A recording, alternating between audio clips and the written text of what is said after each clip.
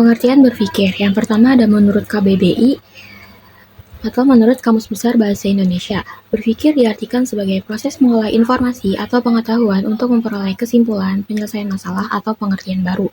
Yang kedua ada pengertian berpikir secara umum, yaitu secara umum berpikir dapat diartikan sebagai proses mental yang melibatkan pengolahan informasi, pengetahuan, dan pengalaman untuk memperoleh kesimpulan, membuat keputusan, atau menyelesaikan masalah. Dan yang ketiga itu ada menurut para ahli.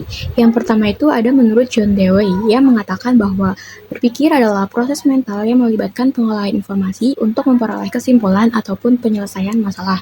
Dan yang kedua ada menurut Jean Piaget yang mengatakan bahwa berpikir adalah proses mental yang melibatkan pengolahan informasi untuk memperoleh kesimpulan atau penyelesaian masalah serta untuk membangun struktur yang kognitif. Selanjutnya ada pengertian berpikir matematis. Menurut KBBI, berpikir matematis tidak memiliki definisi yang spesifik. Namun, KBBI mendefinisikan matematis sebagai sesuatu yang berkaitan dengan matematika, yaitu ilmu yang mempelajari tentang bilangan, struktur, ruang, dan perubahan. Secara umum, berpikir matematis dapat diartikan sebagai kemampuan untuk menggunakan konsep, prinsip, dan metode matematika untuk memecahkan masalah, membuat keputusan, atau memahami fenomena alam. Baik, di sini saya akan menjelaskan tentang berpikir induktif.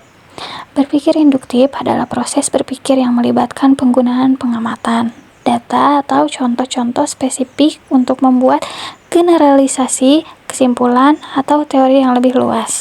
Untuk ciri-cirinya, yaitu pengamatan, analisis, generalisasi, teori. Dan di sini pun ada kelebihan dan kekurangannya.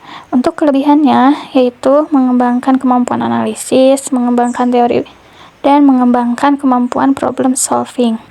Dan untuk kekurangannya yaitu terlalu bergantung pada data, memungkinkan tidak akurat. Untuk contohnya, dalam setiap pesta ulang tahun ada kue. Jadi, pesta ulang tahun umumnya melibatkan kue. Selanjutnya ada jenis-jenis berpikir matematis. Yang pertama ada berpikir deduktif. Berpikir deduktif adalah proses berpikir yang melibatkan penggunaan premis-premis yang diketahui untuk menghasilkan kesimpulan yang logis. Yang kedua, berpikir induktif. Berpikir induktif adalah proses berpikir yang melibatkan penggunaan pengamatan atau data untuk membuat generalisasi atau kesimpulan. Yang ketiga, berpikir analitis. Berpikir analitis adalah proses berpikir yang melibatkan penguraian informasi menjadi bagian-bagian kecil untuk memahami struktur dan hubungan antara komponen-komponen tersebut. Yang keempat, berpikir kreatif.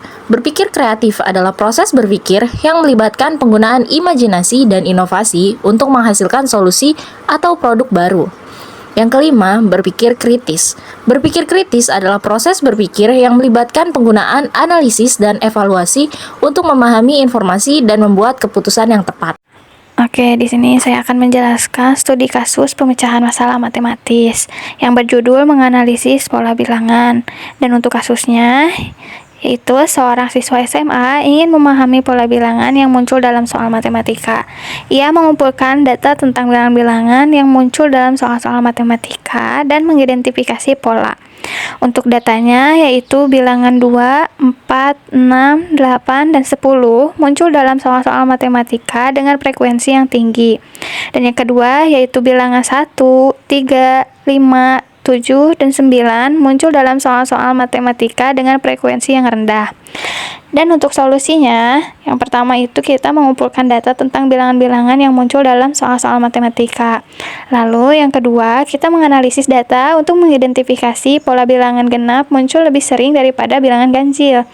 Dan yang terakhir yaitu menggunakan pola yang ditemukan untuk memecahkan soal-soal matematika yang melibatkan bilangan-bilangan tersebut.